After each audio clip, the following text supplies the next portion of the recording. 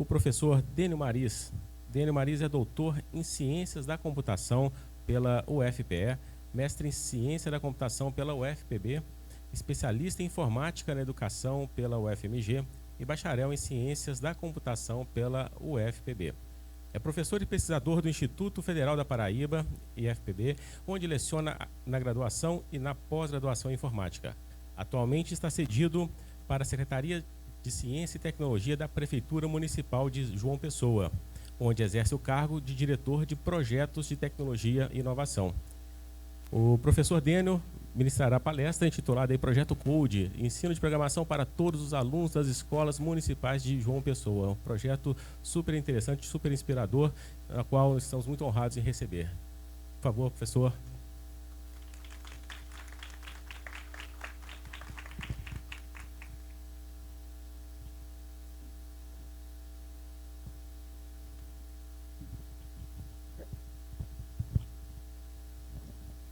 Boa tarde a todos.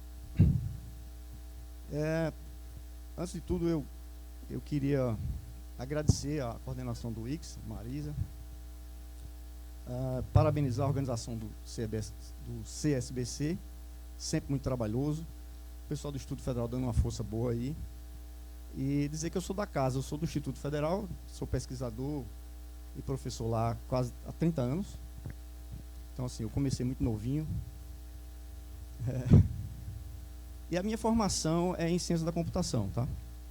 Então, eu tenho uma formação em ciência da computação, mas eu trabalhei já com educação, fiz uma especialização em informática aplicada à educação e tenho muito prazer em trabalhar com educação. Atualmente eu estou cedido para a Secretaria Municipal de Ciência e Tecnologia, ocupo o cargo de diretor de projetos e tenho a honra de participar desse projeto motivador, desafiador também, que é o Code, tá? Que eu vou falar, que eu vou passar um filminho aqui sobre as iniciativas desse projeto. A ideia do projeto é formar, quer dizer, envolver todos os alunos da rede do ensino fundamental de João Pessoa, colocando-os em contato com computação, né, com a programação. E, obviamente, como um primeiro passo, a gente assumiu um projeto que captou 10 mil alunos, um projeto foi projetado para 10 mil alunos, e a intenção, basicamente, é levar para o cidadão a competência digital, que é o que a sociedade precisará de todos muito em breve. Então, eu coloco aqui, nesse primeiro slide, informações sobre duas coisas. Primeiro, o déficit de profissionais de computação em particular. A sociedade está exigindo profissionais de ciência da computação. Por quê? Porque a ciência da computação é uma área muito interdisciplinar, né? Então, cabe ciência da computação na medicina, na física, na engenharia, nas ciências sociais. Então, computação é uma área muito permeável. E, obviamente, com essa necessidade e essa aceleração digital, todas as áreas demandam profissionais na área de TI, né?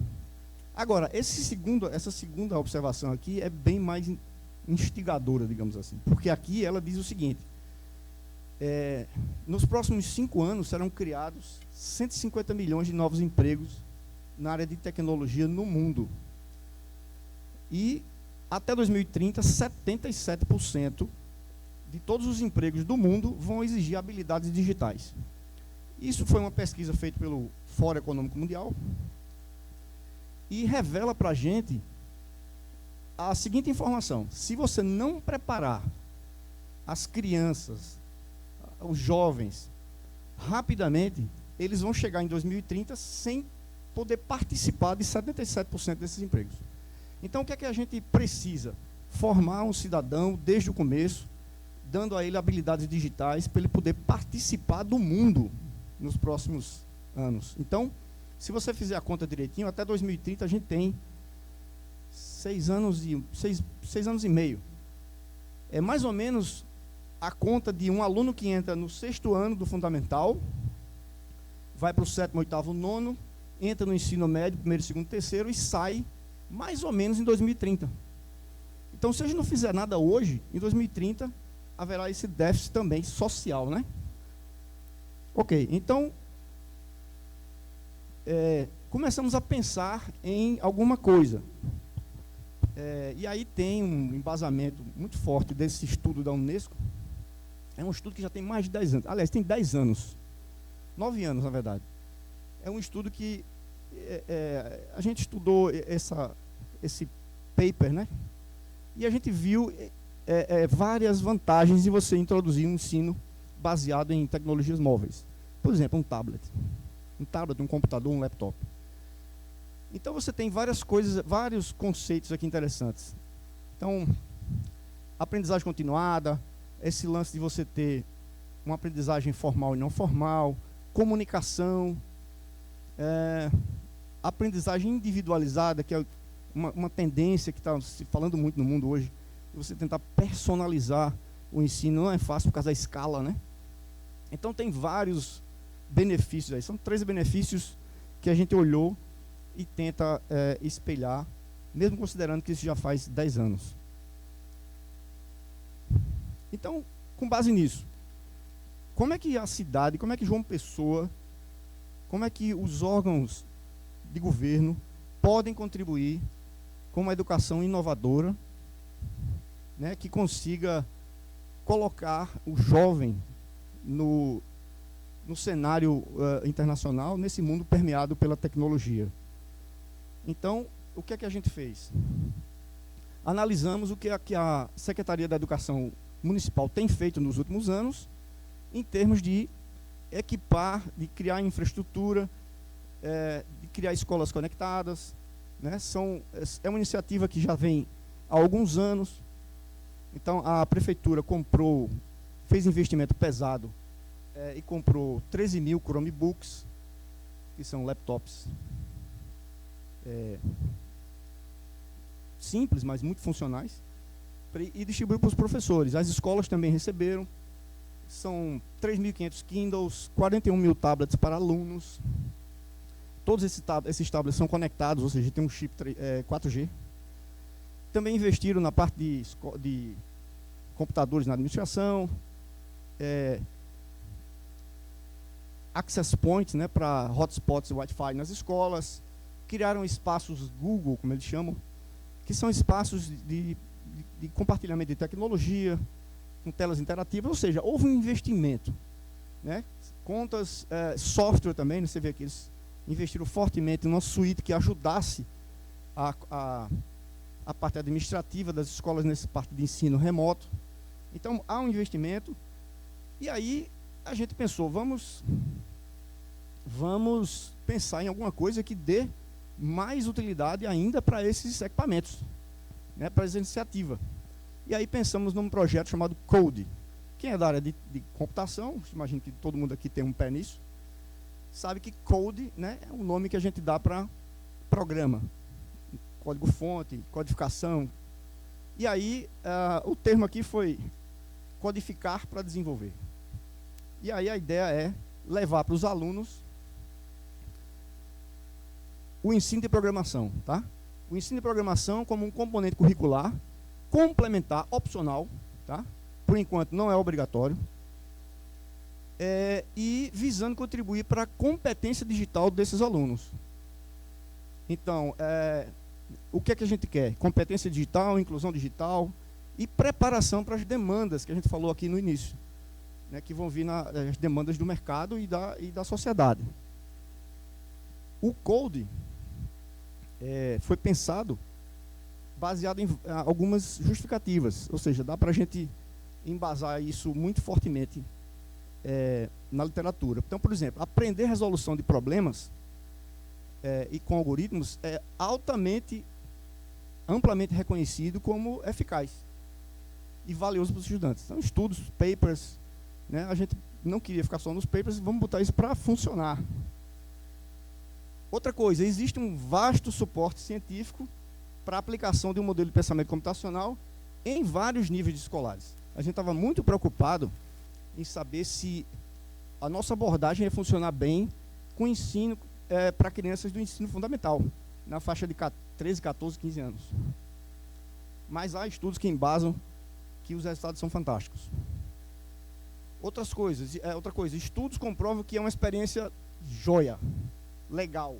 Os alunos gostam da tecnologia. Mais um motivo para levar o aluno para a escola, né? E a tecnologia permeia a sociedade em todos os níveis, desde a infância. Mais um motivo. E, por último, a BNCC já traz componentes de programação. Esse ano não foi obrigatório ainda, o governo federal não colocou como obrigatório, provavelmente por questões orçamentárias, porque exige investimento nas escolas e tudo, mas provavelmente, muito em breve, a programação vai estar como componente obrigatório da BNCC. Então, essa iniciativa é uma iniciativa da Secretaria da Educação do município de João Pessoa, apoiada pela Secretaria de Ciência e Tecnologia, uma ideia que surgiu de uma conversa de Guido Lemos, que é o secretário de Ciência e Tecnologia, com o prefeito. Eles queriam dar mais capacitação para alunos, e o prefeito falava muito em capacitar o aluno com inglês, mais inglês extra classe. E Guido trouxe também a ideia, vamos botar inglês, mas vamos botar também programação, o mundo está pedindo. E aí surgiu essa ideia, escrevemos o projeto, junto com a Secretaria de Educação, e eles compraram a ideia na mesma hora e estão financiando esse projeto, que está em andamento desde o início do ano. Tá? Tem um parceiro, que é uma fundação, que é a Funetec, a Fundação de Apoio do Instituto Federal, que, por uma licitação, ganhou a licitação e está operando a parte administrativa do projeto. Como é que a gente montou a estrutura desse projeto para que ela pudesse escalar? Então, pensamos no seguinte modelo. Um modelo onde a gente precisa de ter coordenadores pedagógicos. Esses coordenadores definem todos os aspectos pedagógicos do projeto, ferramentas, toda a parte de conteúdo, né, são 6. Eles ajudaram demais no projeto. Alguns estão aqui, Daniele Rose, Thaís, Aila, Rafael também, Valéria, Lincoln. Faltou mais alguém? São 6, isso. Eles ajudaram muito no projeto desde o início e estão parceiros desse projeto até agora, com algumas dificuldades e com alguns benefícios também. Eles estão adorando, apesar de trabalharem um bocado. Então, depois a gente pensou numa segunda estrutura, que são os mentores. A gente pensou assim, imagina, a gente vai colocar professores externos. Deixa eu explicar um pouquinho mais, depois eu volto. Esses mentores são pessoas locais da escola, tá? Para darem apoio na alocação de recursos. Uma sala, os computadores, eles alocam o recurso quando o tutor chega. O tutor é um aluno de graduação ou uma pessoa graduada, a gente não tem restrição. Pode ser um pós-graduando, um graduando ou um graduado em computação, tá? Em área afim. Porque a gente quer que ele ensine programação para os alunos segundo uma metodologia de pensamento computacional. Então, esses tutores chegam na escola, com o apoio desses mentores, organizam a turma de monitores e cada monitor tem um grupo de alunos. Então, é uma estrutura que escala muito bem. Quem é de computação sabe que Harvard é uma coisa que escala muito bem. E a gente pensou nesse modelo. Tá? E o que é que a gente explora nesse projeto? O que é que a gente está propondo? A gente está propondo incorporar os pilares do pensamento computacional, que é uma iniciativa amplamente reconhecida como benéfica, que trabalha com decomposição de problemas, com reconhecimento de padrões, abstração, tem vários benefícios, né? A gente pretende explorar estruturas também de programação, mas veja, o enfoque que a gente quer dar não é puramente em programação. A gente quer dar um enfoque no pensamento computacional usando programação. E aí desenvolver aplicativos simples para resolver problemas de conteúdo escolar, tentar trabalhar a interdisciplinaridade com professores de matemática, português, ciências, e tentar fazer alguma coisa que aplique no mundo real. E basicamente também ensinar um pouquinho de como funciona a internet e navegadores e tudo mais. Então, um pouquinho sobre pensamento computacional.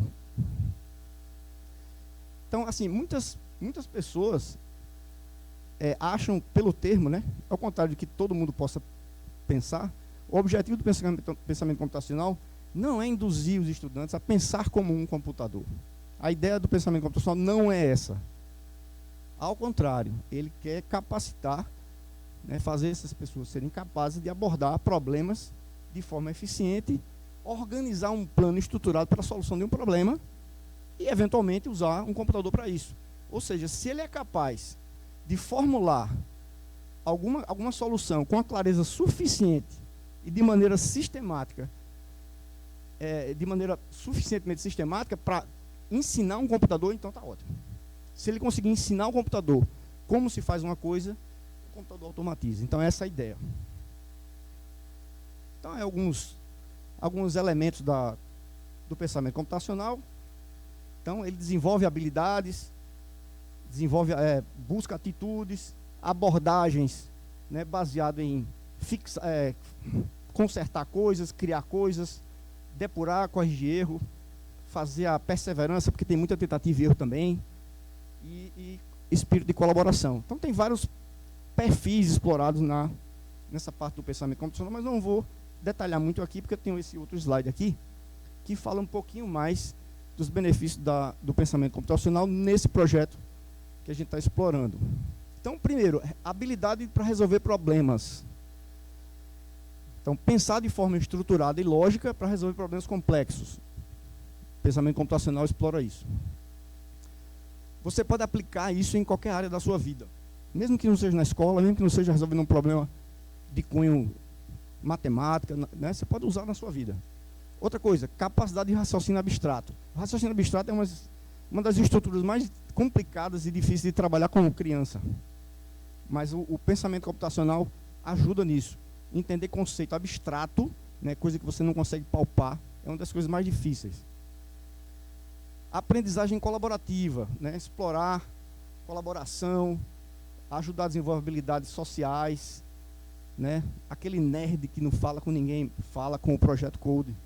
A gente identificou alguns alunos que são bem caladinhos ali, que já começaram a olhar do lado e dizer assim, tu fez como? Né? Então, isso já é um primeiro passo, né? Então, essa parte de liderança, trabalho em equipe, estimula a criatividade, né? Criar soluções, né? Não imitar soluções, criar novas soluções, aprender a ser inovador. Isso tudo é estimulado pelo pensamento computacional. E, obviamente, um ganho marginal, que é a compreensão da tecnologia em si, que aí ajuda no seu plano de vida, no seu plano de carreira, que vai encontrar aquelas necessidades do mundo lá de 2030, né? 77% de todos os empregos do mundo vão exigir habilidades digitais em 2030. Bom, e agora eu quero explicar um pouco sobre o que faz cada um desses atores do Projeto Code. Então, o aluno é um aluno regular, matriculado no ensino fundamental. A gente deu prioridade para os alunos do 6º ao 9º, tá? Nessa primeira fase, pelo menos. Então, os alunos do 6º ao 9º são elegíveis. O monitor é um aluno também, só que ele foi selecionado com base em algum critério de desempenho, que por enquanto a gente usou notas. Tá? A gente pegou os alunos com melhores notas em português, matemática e inglês, fizemos uma seleção, abrimos um edital, vou já mostrar para vocês aqui, e aí selecionamos alguns monitores, e a ideia é que cada monitor lidere um grupo de alunos, de 10 alunos. Então ele forma uma equipe de 11 pessoas, incluindo ele próprio. Então ele é um aluno também, mas ele tem algumas obrigações de motivar os colegas, trazer os colegas para as atividades. Então, e eles se comunicam diretamente com os tutores. O monitor ele recebe uma bolsa, tá? Isso é uma coisa legal também, porque isso já gera um impacto social também. A bolsa de R$300. O tutor, ele é um aluno de graduação, como eu já falei, selecionado, edital público, seleção por nota também, histórico, edital aberto, público, e recebe uma bolsa de R$700. Esses valores de bolsas foram estipulados no início do projeto com base em bolsa de CNPq e tudo mais. Não é nem a importância que a gente dá, não é só a bolsa, mas querendo ou não, existe um impacto social nisso também. Tá? Vou já falar. Aqui, outros atores. O mentor é um gestor da escola, um facilitador local, já comentei. Né? Ele atua apoiando os tutores e monitores na organização de recursos. Coordenador pedagógico, responsável por conteúdos, planejamento de aulas, capacitação dos monitores, dos tutores, que vão treinar os monitores, né, naquela estrutura hierárquica. Capacitação, já falei, e aí, monitoramento dos indicadores de desempenho. Nós criamos alguns indicadores, vou já mostrar aqui para vocês. E a gente criou também um que a gente chamou de Central de Inteligência Code. Guido gosta de chamar de CAI, né? CIA, né? Central de Inteligência Code, mas o code aí ficou SIC. O fato é que a gente precisou de uma estrutura de apoio, mais de assistência pedagógica. O que a gente percebeu? Os coordenadores acadêmicos, né, pedagógicos, eles acabaram se sobrecarregando um pouco com tarefas mais administrativas. Montar turma no Google Classroom, lidar com os tutores que estavam querendo fazer uma mudança de uma escola para outra porque é mais perto da casa deles. Eles ainda estão com algumas atividades dessas, mas a gente está querendo livrar eles disso e deixar só com a parte acadêmica e pedagógica. Então a gente criou uma equipe que atua no suporte, identificação de problemas do dia a dia, faz um corpo a corpo com os alunos, acompanha a evasão dos monitores, tutores e mentores, substituição de pessoas que querem ir de uma escola para outra, e gerencia uma fila de chamadas. A gente criou uma estrutura de call center, digamos assim, né? E tem grupos do WhatsApp. Então é uma busca ativa que a gente está tentando implementar para buscar os problemas e, eventualmente, a gente está correndo atrás dos problemas, mas a expectativa é que a gente consiga se antecipar a eles muito em breve. E aí, como eu estava dizendo, aquele valor de bolsa nem era o foco do projeto, mas acaba sendo, sim, um impacto positivo, né? No final das contas, a gente tem um aumento de renda de 1.200 famílias, porque a gente está dando bolsa para 1.000 monitores, 200 tutores, considerando o PNUD, né, dimensiona uma média de 3 pessoas por família, isso aí traz um benefício bem positivo. São 11 mil famílias afetadas anualmente, 5 mil egressos por ano com a competência digital melhorada, né, não perfeita, mas melhorada. Uso eficiente dos recursos que já tinha nas escolas, 40 mil tablets, 13 mil Chromebooks. Atendimento da BNCC antecipadamente, a gente está se antecipando a obrigação da BNCC até para se preparar melhor para ela. E, claro, aqueles outros benefícios que eu citei lá no começo, que a Unesco já tinha mencionado.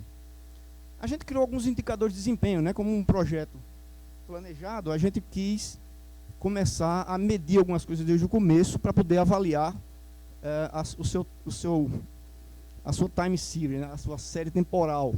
Então, a gente criou alguns indicadores, estamos acompanhando. São número de alunos, percentual de alunos que conclui cada etapa, né? No Code tem algumas etapas, autoavaliação do aluno, comparação da avaliação diagnóstica inicial e final. Para você, a avaliação diagnóstica é aquela que você faz quando chega, né? Ou quando sai uma turma, para você saber o quanto ela evoluiu. A evolução do desempenho dos alunos, por exemplo, notas, frequência, a gente está de olho nesses números das escolas.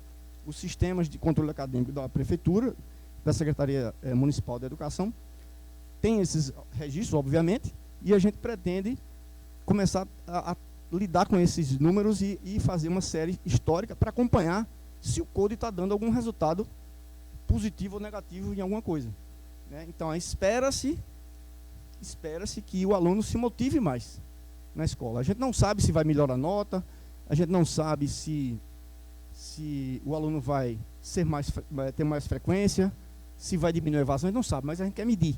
É um projeto de investigação também, tá? Porque nós temos aí um bocado de gente capacitada, todos esses coordenadores têm doutorado, são professores da Universidade Federal, do Instituto Federal. Guido Lemos, o secretário, é doutor, pesquisador, eu também sou pesquisador. Então a gente tem um grupo lá na Secretaria de Educação que também é bem qualificado.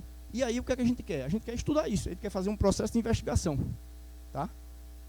Para ver se tudo isso resulta em quão benéfico isso é para os alunos. Ok. Agora, para falar sobre a operacionalização do projeto, depois eu vou chamar aqui o meu colega Ellison para falar sobre como é que o projeto está rodando. Mas antes disso eu vou falar um pouquinho sobre como é que esse negócio começou, que trâmite burocrático seguiu, como é que a gente conseguiu implantar isso. Se alguém quiser espelhar isso em algum lugar, talvez dê para usar o nosso aprendizado como espelho, né? Então eu vou falar um pouquinho sobre como é que foi feito tudo. Então tudo começou de um documento de formalização de demanda, que é uma coisa comum no órgão público. Para você gastar algum recurso financeiro, você tem que fazer uma proposta, uma demanda, uma necessidade, tem um documento, depois tem um projeto básico que fala dos aspectos pedagógicos, faz a justificativa toda, né? E aí cita os recursos, o orçamento, depois estabelece uma comissão de planejamento, depois um estudo técnico preliminar para ver como vai gastar esse dinheiro, se vai gastar com licitação, se vai fazer com funcionários que já existem, se vai contratar uma empresa, tudo isso é bem planejado. Depois tem um edital, esse edital no caso foi para chamar uma fundação de apoio que pudesse ajudar na administração do projeto. Depois fizemos editais convocando alunos para participar do projeto, monitores e tutores, existem regras, existe carga horária, o tutor recebe uma bolsa, o monitor também, ele tem obrigações de estar lá na escola, né? Então tudo isso tem que estar no edital público. Depois a gente, do edital a gente fez, na verdade faltou um passo aí que é as inscrições, depois capacitação inicial, e aí desenvolvemos as atividades e algumas mostras, meio que milestones. A gente fez recentemente um hackathon, Ellison vai comentar daqui a pouco, como uma atividade intermediária para a gente ir avaliando o andamento do projeto. E essa avaliação de desempenho que eu chamei aí, que eu falei, os indicadores, né? Esse Key Performance Indicators aí. Então, o primeiro passo, definição do escopo. A gente tem alunos, a gente escolheu trabalhar com alunos do 6º ao 9º ano, são os anos finais do ensino fundamental. A gente decidiu que alunos podem ser quaisquer alunos de qualquer ano, mas os monitores a gente preferiu que fossem do 8º e do 9º, por serem um pouquinho mais maduros e iriam lidar com uma equipe de outros colegas. Depois a gente fez uma seleção de escolas. Não foram todas as escolas nesse momento que entraram no projeto. A gente escolheu 61 escolas. A escolha, na verdade, foi da Secretaria da Educação. Algumas escolas que têm melhor conectividade, mais recursos. Enquanto eles trabalham na expansão da rede para todas ficarem nas mesmas condições, eles, nesse momento, escolheram algumas que são mais bem preparadas, e a gente escolheu trabalhar com 61 escolas. Depois disso, a gente escolheu ferramentas. Esse foi um trabalho da coordenação pedagógica. As ferramentas que a gente ia usar no projeto. E aí, uma escolha que surgiu imediatamente foi o uso do App Inventor, que é um software que foi lançado pelo Google em 2010, mas que hoje é mantida pelo MIT e tem excelentes plugins, excelentes componentes para você trabalhar com alunos, né, que estão iniciando programação. Ele usa aquela filosofia do low code, né? Programação em blocos visuais. Você sai compondo a solução.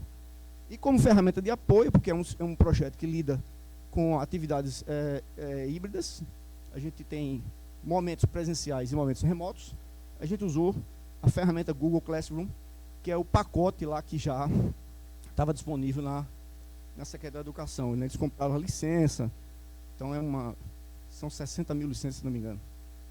Então, esse processo, então, depois a gente fez um evento motivador, né, usando o App Inventor para a gente se familiarizar com ele, ver o que é que precisa.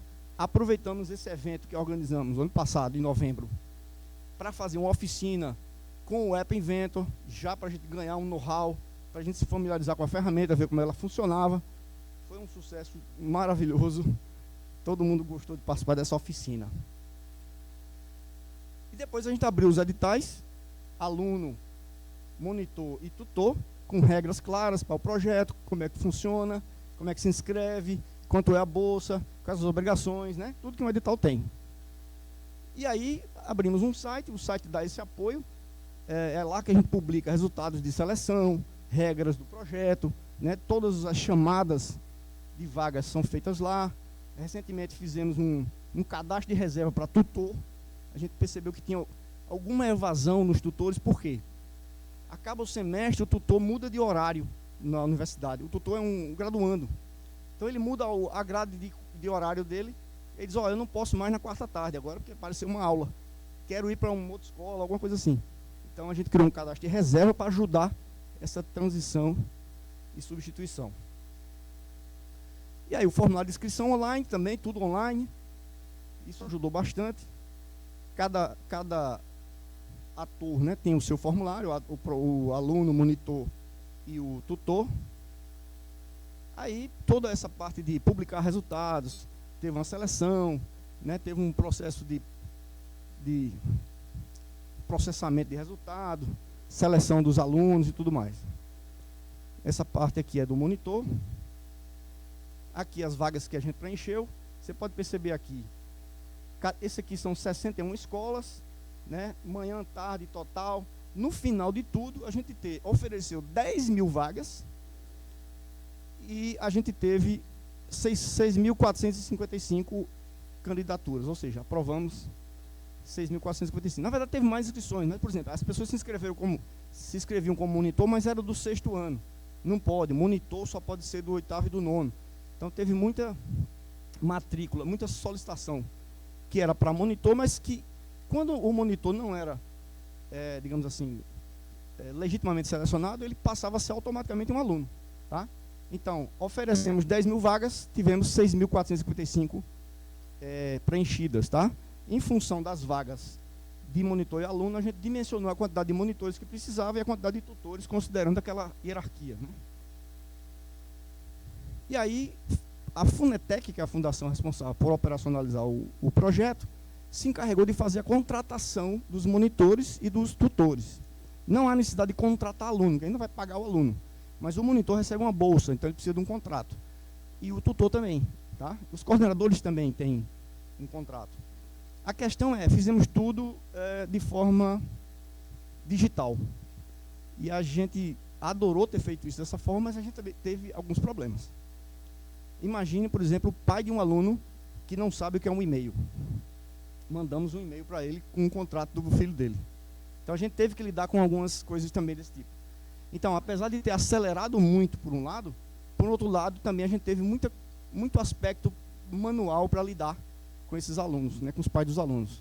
Resolvemos, mas aprendemos um bocado também. No final, vou mostrar aqui alguns lessons learned, lições aprendidas para a gente compartilhar com vocês. Bom, então esses são os números finais do projeto, né, na trajetória que eu expliquei. A gente tem 61 escolas de ensino fundamental, 6.470 alunos inscritos, 573 monitores atualmente.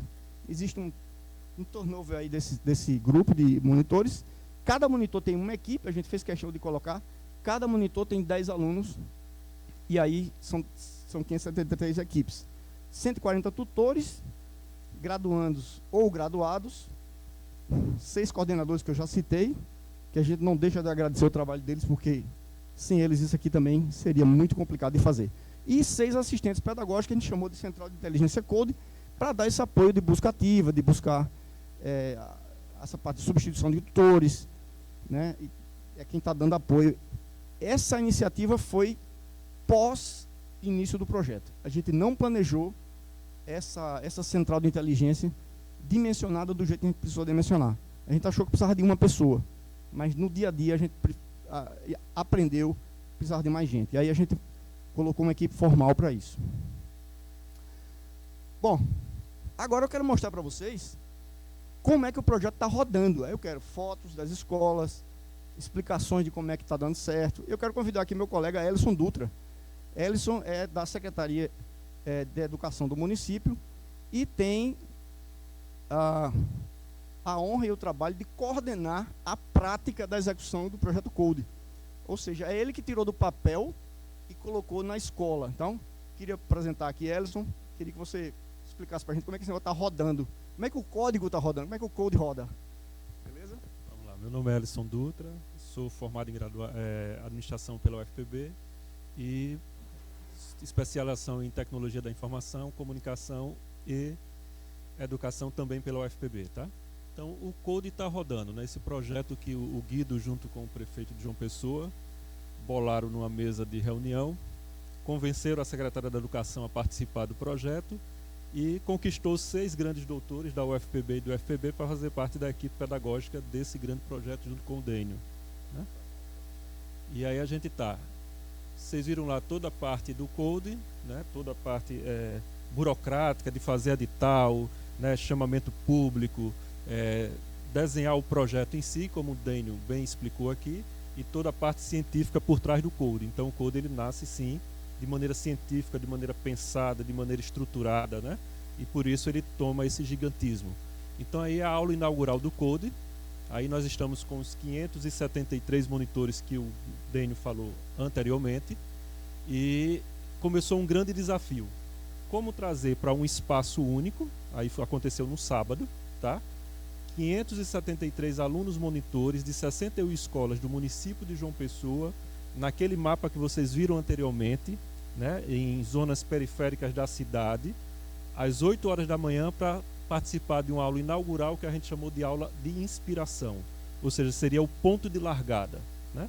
Então a gente pensou, vamos fazer um grande evento para poder dar a inspiração inicial, para esses alunos monitores já chegarem em sua escola impressionados, inspirados.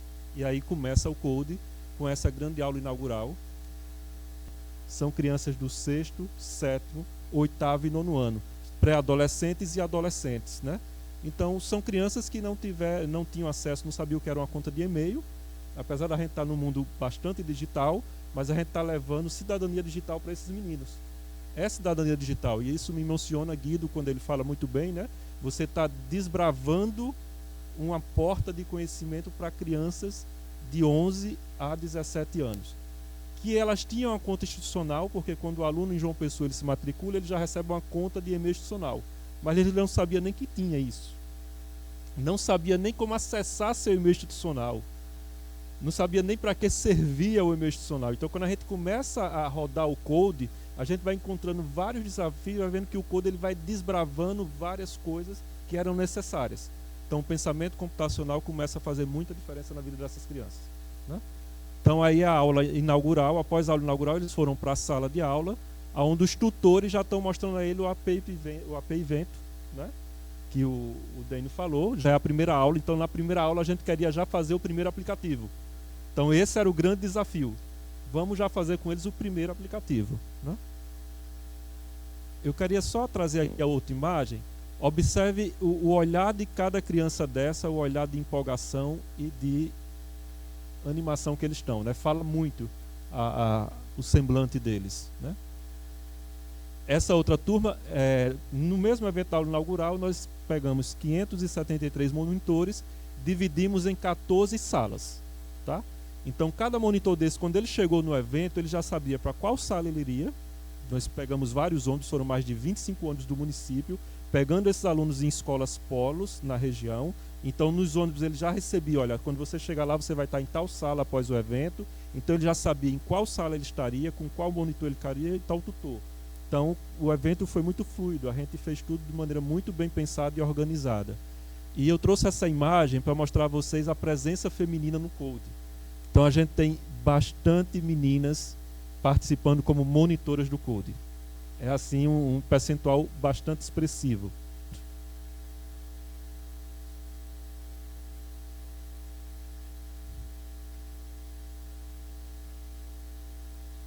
Isso aí aqui. E o Code, quando ele vem para o município, ele, como o Dênio falou bem, vários investimentos estão sendo feitos no município de João Pessoa, tá? Então o Code ele vem para que esses recursos sejam melhor aproveitados na sala de aula e na rede de ensino como um todo. Então a gente traz, por exemplo, as salas Google, que o Dênio falou bem, são esses espaços, tá? Que estão sendo alocados em escolas. A meta é as 100 escolas da rede municipal, cada uma receber um espaço desse. Nós já estamos aí em torno de mais de 50% já instalados. Todos os equipamentos estão comprados e a gente está na fase de implantação. Então, quando o Code chega, a gente tem alguns desafios. O Dênio colocou lá antes que a gente teria o espaço ideal, que seria as escolas com as salas Google, com os Chromebook, com toda a parte de infraestrutura de rede montada, tudo isso. Esse cenário ele está em execução. Então a gente tem escolas que já estão com esse cenário todo pronto, e a gente tem escolas que esse cenário está em implantação. Mas a gente não barrou o Code nessas escolas que estão em implantação. Por quê? A gente entende que o Code ele é um programa de mobile, então ele utiliza os recursos de mobilidade para funcionar. Então, necessariamente, eu preciso de um espaço assim para ele funcionar. Então, a gente sempre passou a ideia de que, se eu tenho um espaço na escola, que eu tenho minimamente a conectividade, que eu tenho algum dispositivo móvel, o Code pode acontecer nessa escola. É o ideal? Não é o ideal. Mas ele pode já startar nessa escola. E aí, startando nessa escola, começa uma cobrança da comunidade escolar para que o ambiente seja preparado o mais rápido possível. E também começa, nas escolas onde esse ambiente chega, ele começa a ser cuidado e de fato utilizado. Eu não sei se vocês lembram, há 20 anos atrás, eu era coordenador do Proinfo e a gente tinha os laboratórios do Proinfo, e muito entristecia quando a gente chegava numa escola e os laboratórios eram fechados.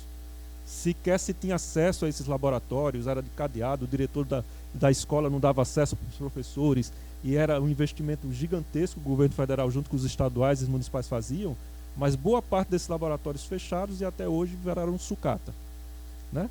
E o Code ele faz com que isso não aconteça, porque a gente já está instigando a criança a utilizar as ferramentas no dia a dia, no cotidiano escolar, e quando esse espaço chega, ele é bem aproveitado. Olha essa imersão tecnológica em 2 escolas, só como exemplo, os professores e os alunos usando de forma pedagógica, né? Isso já é também fruto com o Code, trabalhando em conjunto.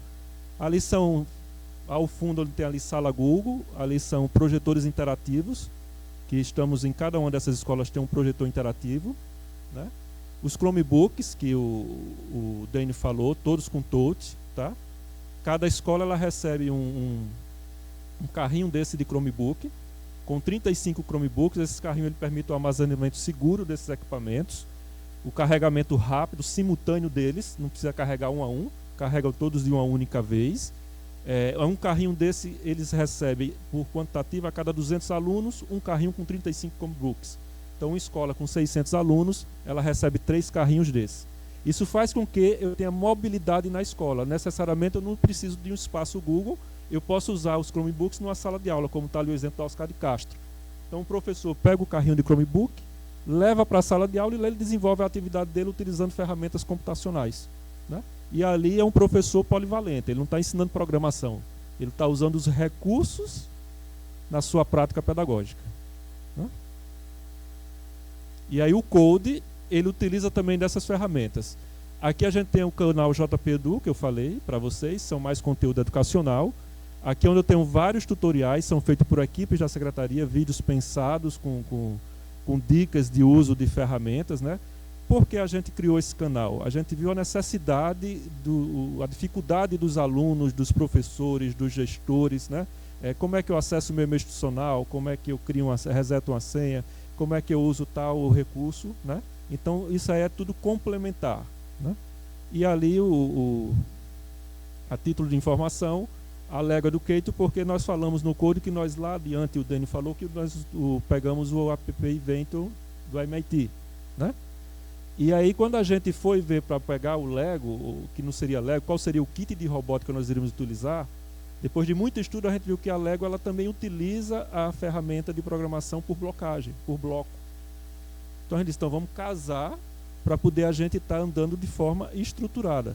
Então a gente vem com 8.000 kits de robótica Lego Educator para todas as escolas, infantil, fundamental 1, 2 e a de educação especial, e hoje é o maior programa Lego educacional a nível do Brasil e um dos maiores do mundo, em implantação aqui na cidade de João Pessoa. Junto com o Code, a gente vai estar dando um avanço significativo aí em todas as escolas da rede, né? Acompanhamento do projeto Code. Então, como a gente viu, o Code ele é pensado, ele é estruturado. A gente tem uma equipe pedagógica, né, de coordenadores pedagógicos, e a gente também tem uma equipe de monitoramento dele, né, junto com os coordenadores pedagógicos. Então, a gente tem todos os encontros são registrados, quer seja encontros presenciais ou encontros remotos. E aí você pergunta, o Code ele só funciona remotamente, ou ele só funciona presencialmente, não, ele é híbrido. Então a gente tem necessariamente um encontro presencial toda semana, de até 4 horas por semana, o tutor dá numa escola, né? E a gente tem os encontros remotos, que aí esses encontros remotos acontecem no horário, no tempo que o aluno tiver disponível, ou no horário que o tutor diz, vamos se reunir naquele momento, naquele dia, para a gente estar vendo alguma ação, né? Todo o conteúdo é construído pelos coordenadores pedagógicos, então a gente registra esses encontros, tá? Então a gente tem o controle da assiduidade nos encontros remotos e nos encontros presenciais, né? A gente tem a questão do feedback dos alunos, do feedback dos tutores, do feedback dos monitores, e a gente tem muito aprendizado sobre isso, porque não é só 1000 maravilhas, né? E aí a gente vai discutindo, a gente tem uma reunião da equipe de monitoramento a cada 15 dias, e aí a gente recebe muitos problemas que os coordenadores pedagógicos trazem, a gente usa o pensamento computacional para resolver esses problemas, né? A gente destrincha esses problemas, vamos ver quais são as soluções para poder resolvê-los, né? Então a gente tem aqui, por exemplo, as dificuldades das escolas, acompanha com as dificuldades das escolas, isso por escola, por alunos, recursos necessários disponíveis, né? A gente tinha uma ação que a sala Google está sendo montada, porque precisa toda estrutura tecnológica e estrutura civil também para que aconteça, e aí os Chromebooks não estavam chegando às 61 escolas ao mesmo tempo. E a gente tomou uma iniciativa de mandar para todas as escolas os Chromebooks de uma única vez, já baseado nas demandas do Code, em reclamações de tutores. Chegava na escola e tinha dificuldade com alguns recursos, né? Então a gente faz todo o registro de encontro, monitoramento, né? E aí nesses registros a gente sentiu a necessidade de fazer também o registro ele ser mais fluido, ser mais rápido. E aí surge um app, né, de registro de presença do tutor. Esse aí a gente vai botar em execução na próxima semana, né, já está pronto para ir para a execução. Então a gente vai ter o registro da presença do aluno por equipe. Então o tutor ele vai poder controlar, quando ele estiver lá no encontro presencial, qual o aluno que falta, porque a gente tem em vez de controlar a frequência, a gente controla quem falta, tá? Então ele vai lá e bota, tal aluno faltou por motivo tal, para a gente poder acompanhar e fazer aquela busca ativa no aluno que está faltando, né? Então a gente vai ter o registro de presença do tutor, se ele de fato está fazendo o encontro presencial na escola, e aí o app, quando ele abre lá o celular dele, registra o georreferenciamento dele, ele faz um registro fotográfico e ele faz um relatório daquele encontro presencial, tá? Todas essas informações levantadas, elas são transmitidas para uma central, onde esses dados são consolidados, e aí vai gerar os relatórios gerenciais para os coordenadores, para estar acompanhando os seus tutores, para estar acompanhando os monitores e os alunos, né? E para a secretaria a gente vai ter as informações de como o Code está acontecendo na escola, tá? Anteriormente, eu vou trazer aqui, essas informações elas já são coletadas, mas elas são coletadas hoje utilizando formulários Google. O que a gente está fazendo agora é transferindo isso para um app para se tornar mais mobile e mais fácil essa coleta de dados, tá? Então, o aplicativo é bem simples, mas funcional. O cadastro de tutor, na realidade, ele não faz cadastro nenhum, ele não cadastra nem o tutor, nem o aluno, ele só vai saber qual é o ID dele. Então, vamos supor, o tutor número 100 é o Bruno. Então, quando ele entrar no aplicativo e ele botar lá, cadastrar tutor, que ele botar o número 100, o próprio aplicativo vai pegar de uma base de dados quem são as equipes dele, quem são os monitores dele, e já faz a população do banco de dados do aplicativo que está no celular. Ele já faz o pré-preenchimento automático. O tutor não tem que se preocupar em cadastrar a sua equipe. Não sei se vocês viram lá anteriormente que a gente, na aula inaugural, cada aluno recebeu um documento inteligente que sabia qual era a sua equipe. Então, aqueles dados automaticamente já vai para o app pré-preenchido. Então, cada tutor só tem acesso à informação das suas equipes. Ele não tem informação às equipes do outro tutor, né? E isso é controlado pelo ID do tutor, o ID do monitor, e cada aluno também tem o seu ID. Então, alguns resultados, né? O professor Guido, ele sempre falava o seguinte, saindo aqui do controle de presença, vamos para alguns resultados. O que é que o Code vai trazer de resultados? Além de tudo aquilo que o Dani falou na parte científica, né? Vamos ver isso na prática, com fotos, né? E aí a gente tem um hackathon de meio ambiente. Foi uma ideia do professor Guido com o secretário de meio ambiente do município. E essa ideia surgiu assim numa reunião entre eles, e a gente tinha 15 dias, não é isso, para executar esse projeto. E foi um desafio para o Code. Será que os nossos alunos estão preparados para participar de um hackathon? Será que de fato eles sabem fazer um app, né? Será que eles aprenderam em tão pouco tempo para fazer isso? Bem, foi um desafio. E aí eles tiveram o meio ambiente. Das 61 escolas, 10 escolas participaram. Eles tiveram apenas 3 horas. 3 horas para desenvolver uma solução de tecnologia voltada para o meio ambiente. Então eles tiveram 3 horas para pensar qual é o aplicativo, qual é o problema que eles vão resolver com a temática do meio ambiente, né? E o que esse aplicativo vai fazer. E não só isso, eles tinham que desenvolver o aplicativo e entregar rodando para uma banca examinadora. Isso em apenas 3 horas. Então isso é fruto do Code. Vamos ver se funcionou? Então a premiação, né, com apoio da iniciativa privada, os primeiros colocados iriam receber tablets da Samsung, uma importância financeira, e computadores reciclados por um projeto da Cestec. Os vencedores tivemos a Escola Damaso da Franca, com um aplicativo que facilita o contato entre recicladores e a população com material reciclável para doar. Olha só, em 3 horas eles desenvolveram um aplicativo que a ideia deles basicamente, vamos puxar aqui, essa é uma das nossas coordenadoras aqui, né? Professora Thaís, tá? Então a equipe ele teve que em 3 horas pensar um aplicativo. E olha que a ideia legal dele. A ideia legal deles pensaram o seguinte: olha, na cidade de João Pessoa tem muita gente que tem um computador em casa velho, ou tem uma impressora, ou tem um liquidificador, ou tem uma geladeira, e muitas vezes ele não quer botar no lixo pela consciência ambiental, ou muitas vezes porque fica lá guardado, né? Mas paralelamente a gente tem muitas pessoas que precisam desse equipamento para retirar uma peça, para reciclar, para fazer um outro equipamento funcionar, né? Só que a gente não tem nenhuma rede, nenhum canal quando diga Elisso tem um computador em casa que Guido precisa, né? Então eles pensaram num aplicativo que eu cadastro o meu equipamento, olha, eu tenho um computador com característica tal, e o meu contato é tal, né? E ele está disponível para ser reciclado. Então esse app, o Guido quando entra lá ele procura, eu quero um computador. Então ele encontra lá que na cidade de João Pessoa eu tenho tais e tais pessoas que têm equipamentos que está disponível para ser reciclado e que essa pessoa vai doar para a reciclagem. Então o aplicativo faz o contato entre eles, cria a rede de interação entre eles. Então essa foi a ideia desses meninos, né? E aí eles criaram o app em 3 horas, tá? Com apoio acolhedor dos coordenadores pedagógicos, a Thaís representando os outros 5 aqui, mas são 6 no total, 6 doutores, 6 grandes doutores da UFPB e do IFPB, que sem essa parceria, eu registro aqui, o Code não estaria funcionando.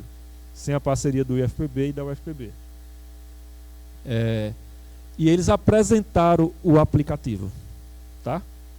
Então eles pensaram a ideia em 3 horas, eles construíram o aplicativo em 3 horas e o aplicativo funciona. Então eles apresentaram para uma banca de examinadores, apresentaram lá, fizeram vender o peixe deles, né? Foram lá e disseram o aplicativo é isso, faz isso, tal, tal, tal. E no final eles tiveram que provar se de fato esse aplicativo fazia o que eles estavam dizendo que fazia, né? Porque quem ia entregar o prêmio era o prefeito da cidade. Então, ó, tem que funcionar o aplicativo, não tem que ser um faz de conta, né? Não tem que só botar as telas aí e dizer, não, a minha ideia é essa aqui. E aí o prefeito pede para ver o aplicativo. Ah, me mostra, tá, funciona, então me mostra o aplicativo funcionando.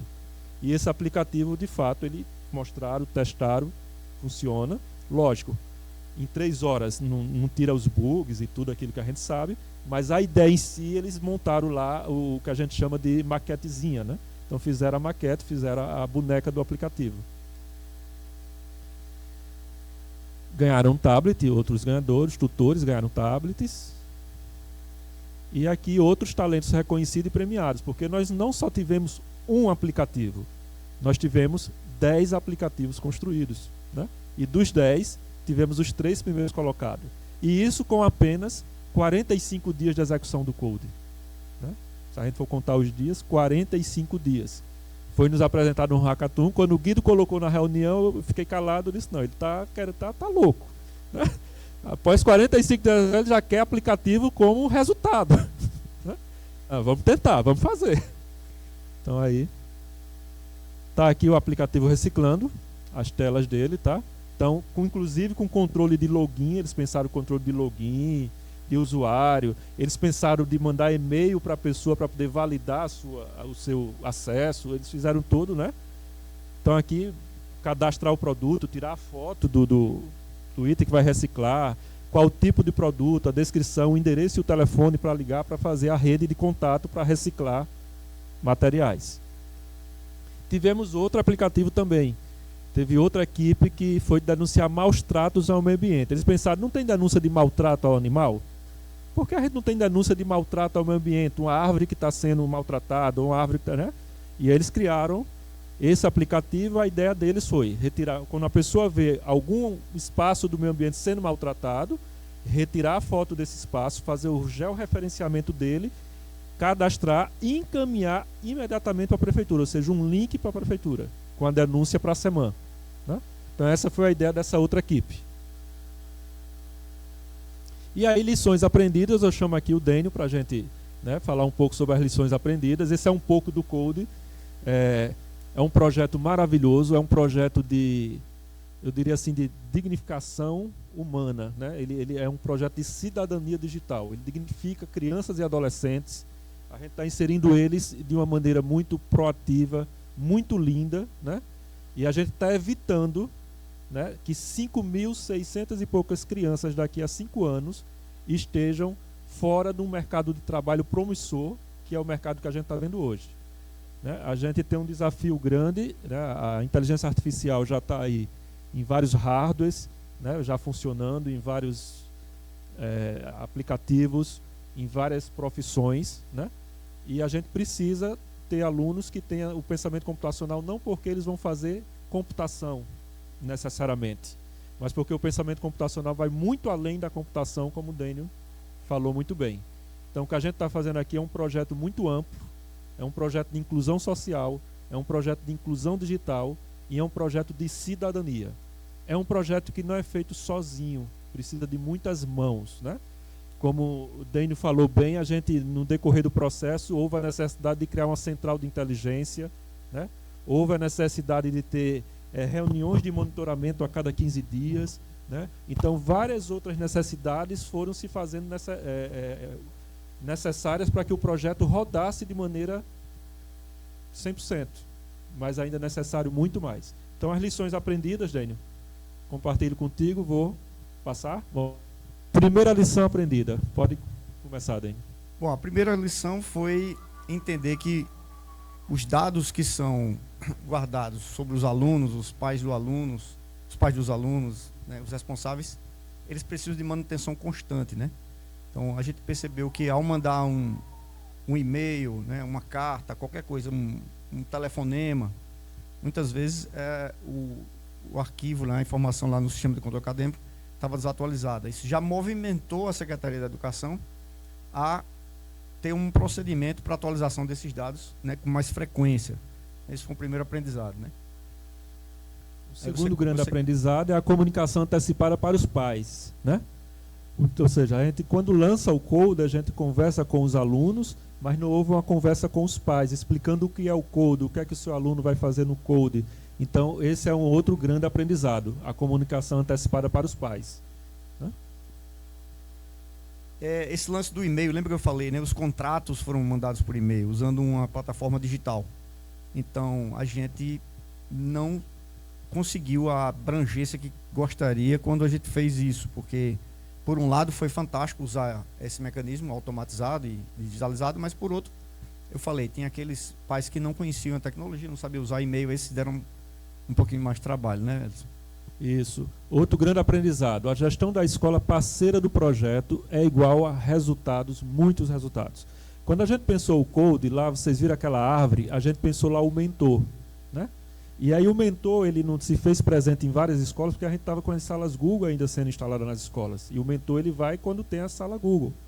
E aí a gente transferiu o que o mentor iria fazer para o gestor. E deu super certo. Porque o gestor, quando eu falo gestor, a gestão da escola, é o gestor, é o psicólogo da escola, é o assistente social da escola. Aí eles se envolvem no projeto, eles conseguem fazer uma busca ativa com os alunos. O gestor é quem está ali dizendo qual é o espaço que eu tenho disponível, qual o horário que eu tenho disponível para esse aluno vir. Porque um detalhe, o code acontece no contraturno. Eu não mencionei isso anteriormente. Mas se o aluno estuda pela manhã, ele faz a atividade do code presencialmente à tarde, né? Então, quando ele chega à tarde, essa escola está sendo utilizada à tarde por outros alunos.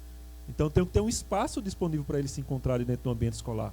Então, o gestor da escola, essa parceria com o gestor, fazer ele entender o que é o projeto, conversar com o gestor, estar sempre nessa linha direta com ele, é resultado de sucesso para o programa funcionar corretamente.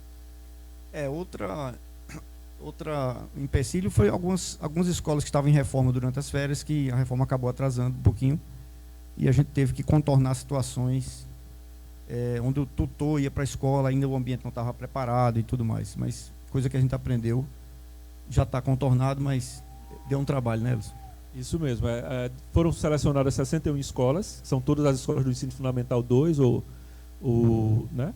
E dessas 61, 5 escolas estavam em grandes reformas. E a gente entendeu que daria para funcionar remoto, mas aí a gente está falando de crianças de 11 a 17 anos e não funcionou muito bem. Então foi um aprendizado, né? Outro grande aprendizado incluiu o módulo pré-code, né? De alfabetização digital, e-mail, navegador para os alunos. Quando a gente chega com o code, os alunos não sabiam o que era um e-mail, como acessar minha conta de e-mail, coisas básicas que a gente imaginou que essas crianças soubessem, porque a gente está no mundo digital, né? Então a gente imaginou que eles já sabiam o que era isso, e conhecimentos básicos eles não tinham, né? Então a gente viu que há necessidade de um módulo pré-code. Não para todos, né? Mas não para todos. Fazer uma triagem, alguma coisa desse tipo. Bom, eu acho que eu já comentei aqui durante a minha apresentação, que seria isolar os coordenadores pedagógicos de atividades mais administrativas, né, mais burocráticas. A gente já também aprendeu e fizemos a central de inteligência code. Isso, é um estresse que para eles é desnecessário, né? E que a gente está mitigando esse estresse agora. Então o outro é o processos claros, né? Processos claros para a substituição do tutor, para o atendimento, para o pagamento. Então tudo documentado, a gente ter lá, se o tutor desiste, o que eu vou fazer, né? Se o monitor desiste, qual vai ser as etapas Então tudo muito bem documentado, tudo muito claro para a gente não ter problemas. Então é outro aprendizado, né? Uma coisa que a gente enfrentou também é que a plataforma Google, apesar de ser muito boa e muito conhecida no mundo todo, ela não se aplica muito bem para essa escala, para esse nível de escala que a gente está usando. São 10 mil alunos, imagine você ter turmas, cadastrar turmas, né? A gente tem algumas pessoas que ajudaram e automatizamos um pouco. Tem a API do Google, a gente conseguiu acessar algumas informações, mas não é uma coisa que é muito fácil de fazer. E daí a ideia de fazer o aplicativo para presença e tudo mais. Então a gente está tentando deixar a plataforma Google somente para aula, mas tentar otimizar e automatizar o cadastramento e atualização das turmas, que não é uma coisa muito legal muito de fazer com 10 mil. E a gente está num projeto que a gente chama de piloto, né? Eu chamo de pilotão. Quando o Guido quis fazer o projeto, a gente conversando, eu disse, Guido, vamos fazer um piloto. Ele disse, bora. Quantos? 10 mil tá bom. E aí disse, então vamos lá. Então isso é um piloto, não, isso é um pilotão. E aí para essa escala, começando, já tem essa dificuldade, imagina quando você tiver, né, as 100 escolas e tudo mais. Então a gente tem que arrumar um jeito. E aí mais na frente eu falo do automação da gestão também. Imagina aí que são 573 equipes, 61 escolas diferentes, né? Com gestores diferentes, tutores diferentes, mundos diferentes, pensamentos diferentes, né? Problemas diferentes, multiplicados por 61, depois por 573, chegando aos 5 mil. Então é difícil. A atração do projeto que a gente percebeu é o momento presencial. Então no momento presencial, no mão na roda lá que os alunos de fato interagem bem, principalmente nessa faixa etária. Então a gente percebeu que o momento presencial é o forte, né? O remoto tem uma menor frequência, a gente percebeu isso. A participação maior é no presencial. Uma coisa interessante, o tutor, mesmo sendo um aluno de graduação, e lembrem, especificamente de computação, né, da área de ciência da computação, mesmo assim, a gente acha agora que é necessário fazer uma capacitação um pouco maior mas mais focado nas ferramentas, né? Eles têm conhecimento de ciência da computação, mas aí o App Inventor, as ferramentas e tal. Isso é um reporte que a gente já tem da equipe de coordenadores. A gente já pretende já melhorar isso na próxima. Isso, e aí eu acrescento aqui também um monitor, né, que a gente vem pensando nisso também, de reforçar a formação do monitor. E por último, a automação da gestão, né, sistema de informação específico, menos ferramentas manuais, e a gente está correndo atrás, né, o app de Resistir Frequência é a central de inteligência, mas a gente tem que automatizar tudo. Não dá nesse porte, nessa escala, a gente trabalhar muito com planilha, com ferramentas que não sejam automatizadas. E usando da inteligência que hoje a computação já nos oferece. Exato. A gente está tentando uma parceria com o governo estadual. Eles já sinalizaram positivamente para expandir esse projeto para o ensino médio. E nessa parceria que a gente pretende fazer já para o próximo ano, a gente pretende ter algum recurso para alocar uma equipe de desenvolvimento para fazer um sistema de formação específico. Dá um exemplo aqui. Na seleção dos tutores, tem todo um lance, tem todo um algoritmo para você escolher a melhor escola para esse tutor, que é um aluno de graduação, que tem um horário restrito lá na universidade ou no Instituto Federal, ou em uma universidade privada, e ele precisa de estar na escola mais perto dele. Quando ele faz a inscrição no projeto, ele sinaliza algumas escolas que ele tem interesse, e se você olhar direitinho, é um algoritmo para você juntar, é uma coisa tipo o SISU. Vocês lembram do SISU, né?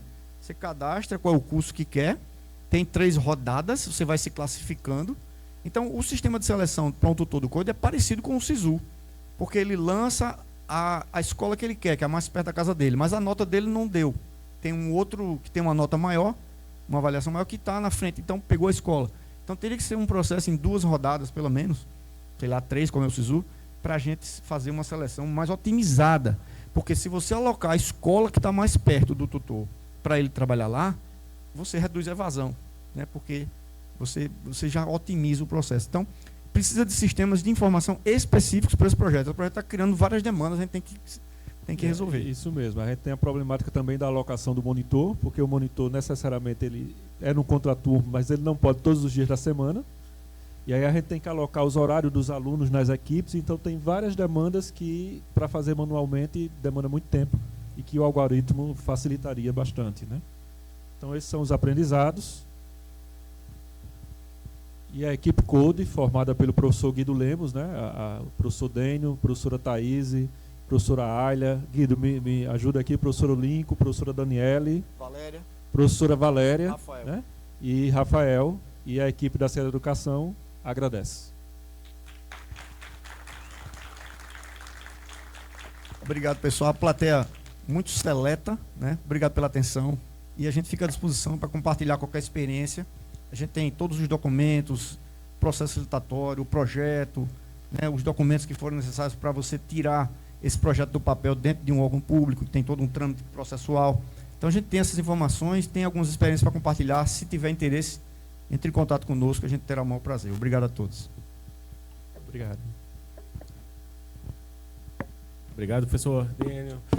Obrigado aí pela apresentação, foi excelente, muito inspiradora. É um projeto aí que tem um potencial enorme. Vocês já demonstraram aí, quando a gente fala assim, o piloto é o pilotão mesmo, né?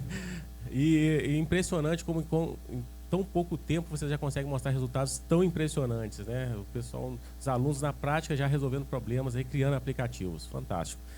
Temos aí uma oportunidade para perguntas da plateia.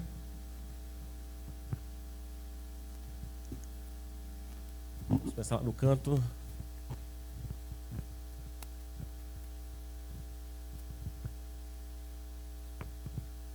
Meu nome é Adeildo, estou aqui a primeira vez no congresso da SBC e sou do Amapá, da Unifap.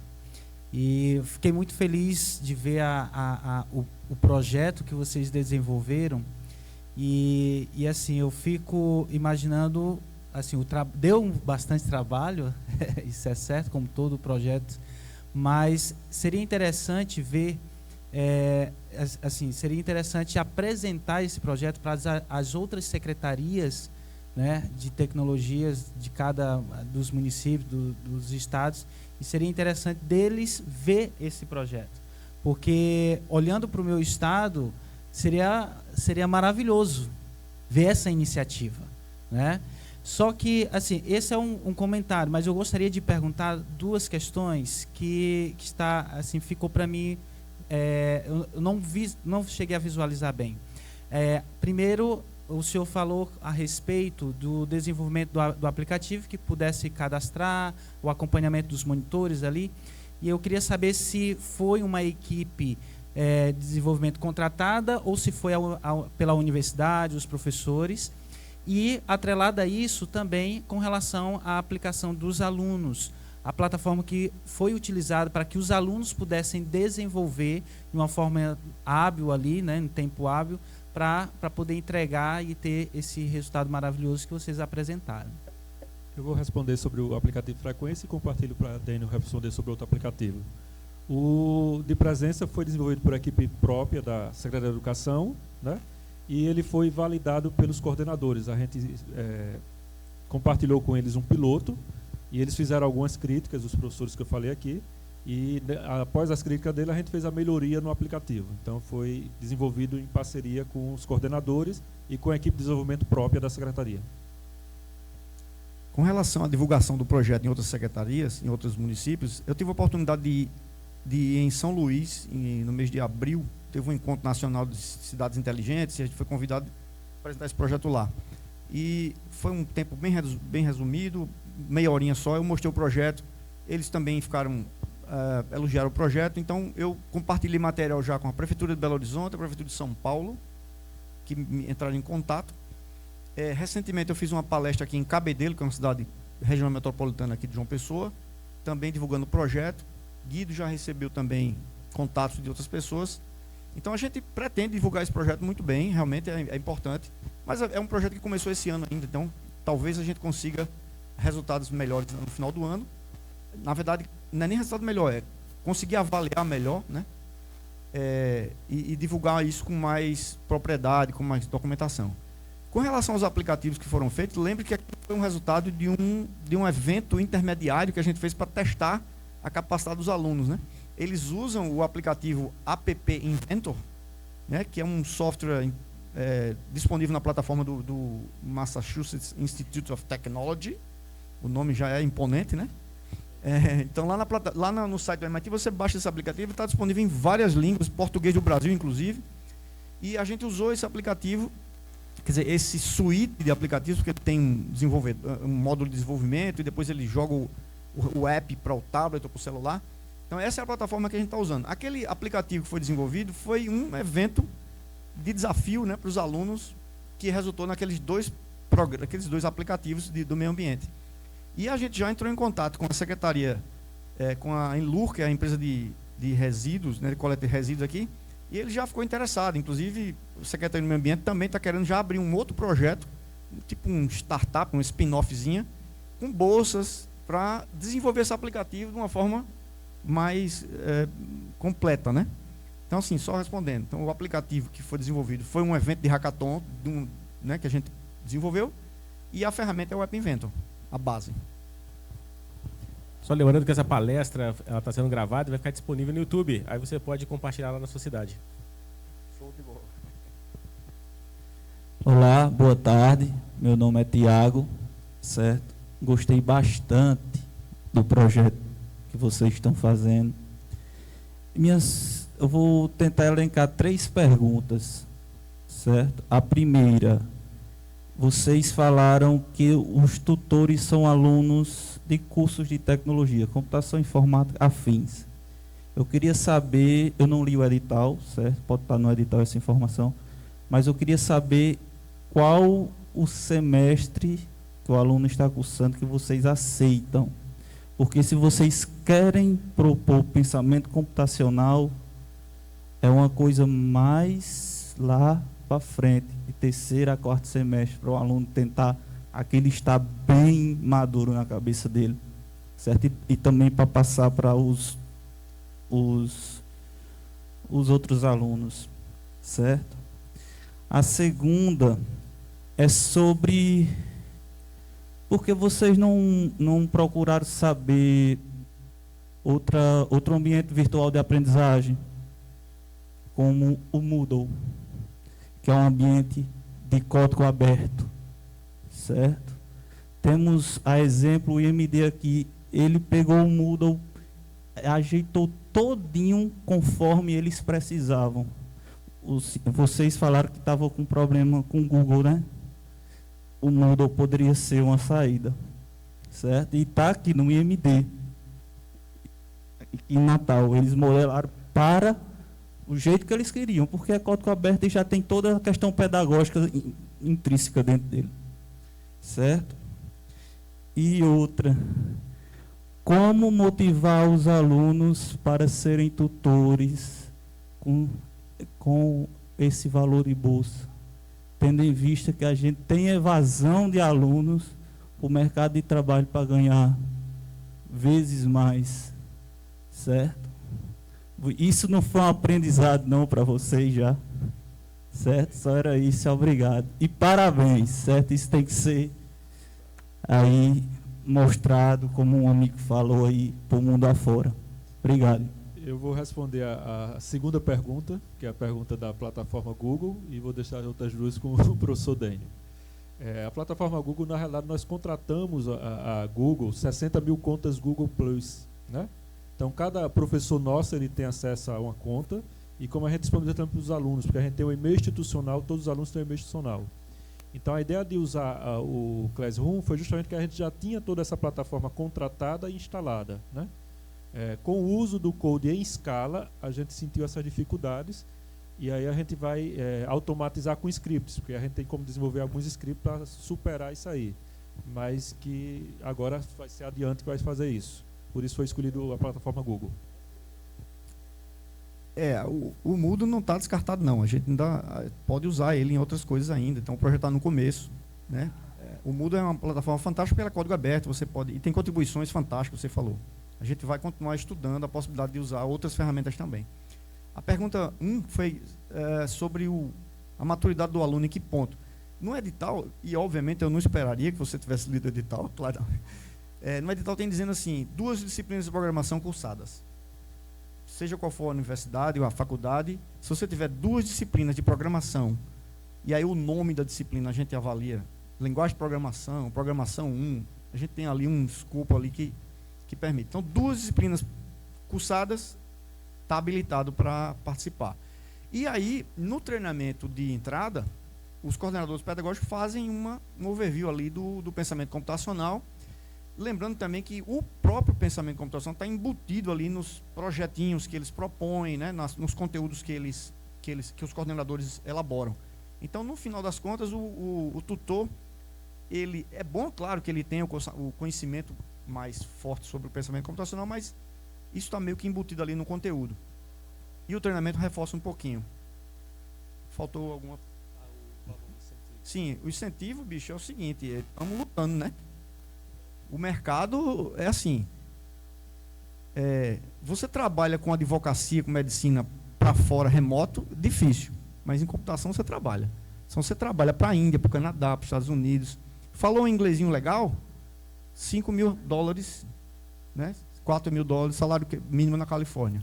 Então você trabalha recebendo $4.000. Não é fácil, o brasileiro tem tradição em criatividade no mercado de computação. O brasileiro é bom em computação, né? E isso é complicado, né? Recebendo em dólar, facilidade de mercado, mínimo de habilidade em inglês, esse cara tá difícil de contratar. Então é isso, é uma luta. Mas a gente tem demanda, apareceu demanda, tem evasão, a gente controla, tenta, a gente tem um cadastro de reserva, então assim, o cara desistiu, a gente repõe, assim, faz uma substituição. Mas, bicho, eu concordo contigo.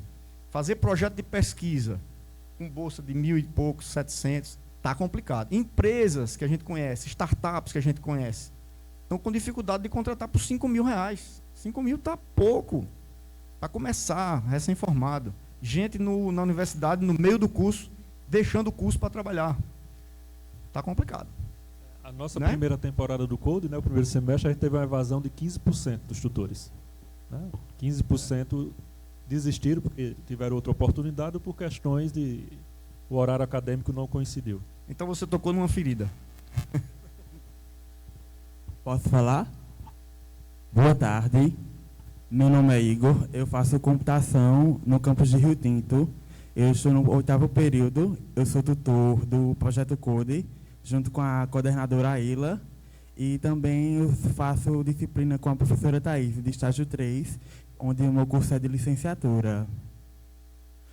No projeto em si, é muito interessante sobre a forma, desde o estágio 2, no período passado, com a professora Thaís, ela explicou as formas da BNCC, a questão do pensamento computacional, como é importante a gente estar engajando os alunos pelas maneiras como a gente entretém. A gente tem que ver o perfil do aluno, como ele aprende mais, ou que ele aprende menos.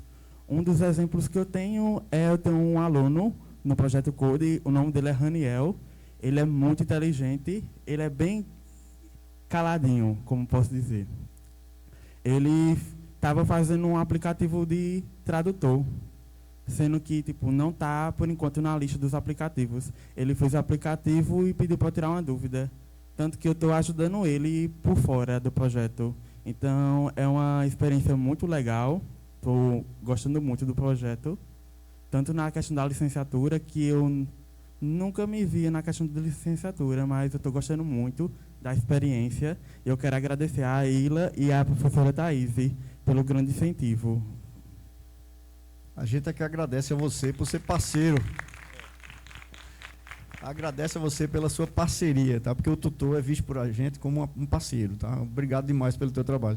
E veja bem, a gente já está tendo aí o Code, né, paralelo, né? Porque ele está desenvolvendo um aplicativo de tradução com o aluno paralelamente. Vai abrir um startup daqui a pouco. Abrir um startup. Opa, boa tarde. Eu sou Arthur, eu faço ciência da computação na UFPB, estou no 5º período. E eu também sou tutor do Code. Primeiramente, né, eu queria parabenizar pela apresentação e o projeto, que é muito legal. Eu acho que é extremamente atual, né, de extrema importância para a alfabetização das crianças. A gente que está dentro como tutor vê que a alfabetização digital, que eu quis dizer, que muitas realmente não sabiam nem abrir e-mail e tal, e como isso está ajudando elas a se inserir mais nesse mundo digital. E eu gostaria de elencar 2 perguntas, no caso.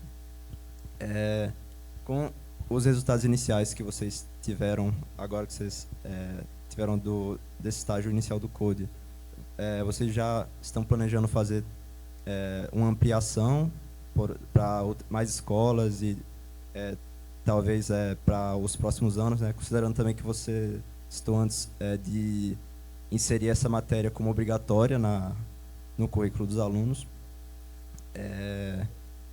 Essa seria a primeira pergunta. E a segunda seria, nas lições aprendidas lá, eu vi que vocês tinham pensado num pré-code, né, justamente para essa alfabetização digital. Aí eu gostaria de perguntar se nesse pré-code vocês acham que, tendo essa inicialização das crianças, se os encontros remotos passariam a ser mais viáveis, visto que atualmente eles têm sido meio escanteados, ou vocês acham que ainda seria o ideal ter um foco maior nos encontros presenciais? O Code, quando ele nasceu, né, o professor Guido, junto com o professor América, o prefeito da cidade, o professor Cícero Lucena, a ideia deles era atingir todos os alunos, né? E a gente disse, não, isso não é um piloto, isso aí vai ser muito grande. Então, o Code, ele veio, esse piloto inicial, e ele veio para ficar. Então, a ideia é o Code, no próximo ano, ele aumentar o quantitativo de alunos envolvidos, né? E a gente ampliar para outras faixas etárias, né? A gente tem aí o EJA, que não é envolvido no Code. Então, a ideia também é atingir os alunos do EJA, né? Então, o Code ele vai ser ampliado de maneira significativa, porque a gente está vendo que tem bons resultados. Tem dificuldades, mas tem excelentes resultados, né? E em relação à questão do pré-code, né, em ser o ambiente presencial ou ser o remoto, o que a gente percebe é que nos alunos, crianças de 11 até 16 anos, o aluno que vai de 14 a 16 anos, ele já consegue fazer o acesso remoto de maneira mais fluida, ele consegue ali se concentrar e acompanhar e fazer o acompanhamento das atividades remotamente. Já as crianças de 11, 12, 13 anos, a gente percebe que ela não tem essa facilidade, né? Então, o presencial se faz necessário em decorrência disso. Só que tudo é uma mudança de cultura. A gente está trazendo o pensamento computacional para dentro do ensino público, né? Então, na medida que esse pensamento, essa cultura vai se solidificando dentro do município, essas crianças, a gente imagina que na segunda etapa do Code, porque essa que está nessa primeira etapa, a criança que passar para uma segunda etapa, ela já vai estar com o seu pensamento de resolver problemas, de estudar sozinho, mais solidificado, tá? Então, aí vai ser um processo. Então, na entrada do Code, o presencial eu acho que é muito importante. Nas próximas etapas, nos próximos anos que essa criança tiver em outras etapas do Code, aí o remoto vai ser muito forte, né? Mas na entrada, o presencial se faz necessário. Bom, eu tinha feito uma listinha de umas 50 perguntas, mas eu acho que eu vou me oferecer para vir aqui passar, fazer um treinamento com vocês, aqui passar uns dias, porque eu estou sonhando com um projetinho que vai ser tipo um grão de areia perto disso, que eu estou chamando de projeto de cidadania digital, que na verdade é um projeto de extensão, que eu espero que comece lá na Universidade Federal Fluminense em Niterói. Então, assim, eu tenho uma lista imensa de perguntas, vou passar para o Guido o microfone, porque agora às 4h nós temos uma sessão aqui, fica o convite para vocês também assistirem a apresentação dos melhores trabalhos agora do workshop, né? Dizer que eu vou deixar as perguntas para a gente, para todas, num momento talvez posterior, talvez num treinamento, mas, assim, dizer que foi, para mim, muito enriquecedor. E só, antes de passar, quanto tempo cada criança fica no Code? Tem um tempo? O ano letivo inteiro. E aí acaba? Não, aí no ano seguinte ele vai entrar no Code, só que aí vamos tentar avançando os conteúdos. Outro módulo. Uhum. Como a gente está no primeiro ano, a gente tem o conteúdo do primeiro ano e está tentando montar o do segundo para quando ele passar o degrau, a gente já ter algum conteúdo um pouquinho mais avançado. É um desafio, porque em breve a gente vai ter 4 conteúdos, né, de níveis de complexidade diferentes. Então, provavelmente a escala aumentará um pouquinho também na parte dos coordenadores pedagógicos. Na realidade, Marisa, assim, eles colocaram ali, o prefeito um dia desse estava num evento, ele chegou batendo nas minhas costas e falou, eu quero levar esse Code para outros municípios. Aí quem conhece Cícero dorme 4 horas por dia no máximo, o bicho é acelerado do juiz, do prefeito aqui. Então ele já deve ter vendido isso para um monte de gente. Ele é secretário, acho, daquela frente, não sei o que, dos prefeitos, que tem uns 350 lá, um monte de prefeitura lá. Ele já apresentou esse negócio para o ministro da Educação, já apresentou para a Fundação Lemã. Então eu já disse para o pessoal que a gente está lascado, porque a gente vai, além de rodar aqui, mas aí é um convite, né, para esse fórum aqui, para a gente já começar a organizar umas parcerias, porque tem vários desafios. Como é que a gente repete isso de uma maneira mais suave numa outra cidade? Entendeu? E aí a gente vai ter que ter uma estratégia assim, de transferência de conhecimento para não sobrecarregar ainda mais o pessoal que está rodando aqui. Isso é um ponto. Nessa parceria com outras cidades, uma coisa importante também é que o sonho, o que a gente quer? 4 ciclos de um ano. Quer uma graduação, só que não com a carga horária de graduação, mas com o tempo de uma graduação. Porque a ideia, assim, o sonho aqui, a tese é entregar um cara que consiga trabalhar com software de baixa e média complexidade. Então, 4 anos talvez a gente consiga. Só que a gente vai ter que pensar muito. Primeiro, o App Invento foi sucesso. Eu inventei o negócio de fazer página, as meninas, né, disseram que elas me convenceram que não tinha futuro, por causa dos conceitos. Servidor web, rede, não sei o que. Aí me convenceram em 5 minutos e aí o App Invento realmente foi sucesso. A gente debateu muito essa questão do Google Classroom, tinha a Khan Academy, que também já tem um monte de coisa feita, certo? Aí um desafio enorme para a gente foi que não tem material para fundamental, a gente não achou nada, eles partiram do zero, e vocês viram aí já nessa primeira hackathon, o menino já desenrolando, tá? Aí o que a gente vai fazer ano que vem? Qual é o segundo ano? O segundo ciclo, o terceiro ciclo, o quarto ciclo? Porque o mundo ideal é 8ª, 9ª, 1ª e 2ª. Aí no terceiro ele já consegue, se não passar no vestibular, já tem um trabalho, certo? Mas aí vamos estamos completamente abertos para a gente começar a estruturar uma parceria. Já tem várias pessoas de vários municípios diferentes que manifestaram interesse, para a gente se estruturar, para a gente somar esforços, assim. Pensar no segundo ciclo e essa transferência de tecnologia, né, em burocracia, em botar esse povo todo para moer, a gente transfere com temos todo interesse em fazer isso. E aí temos que construir realmente uma metodologia, uma estratégia, assim, uma maneira eficiente de fazer isso, para não sobrecarregar a equipe. E quem vier, soma, porque tem um monte de confusão para frente aí para resolver, né?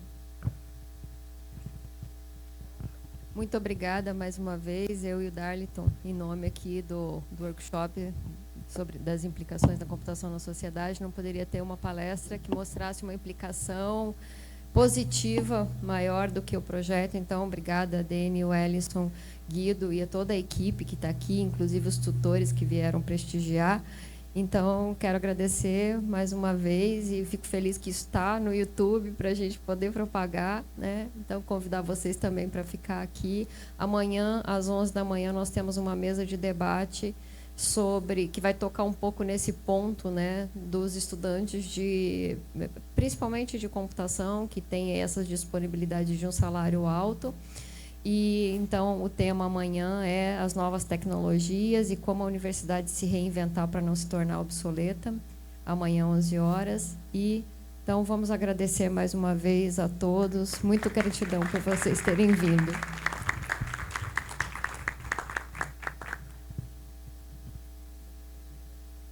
Os autores da seção 2 do Wix que quiserem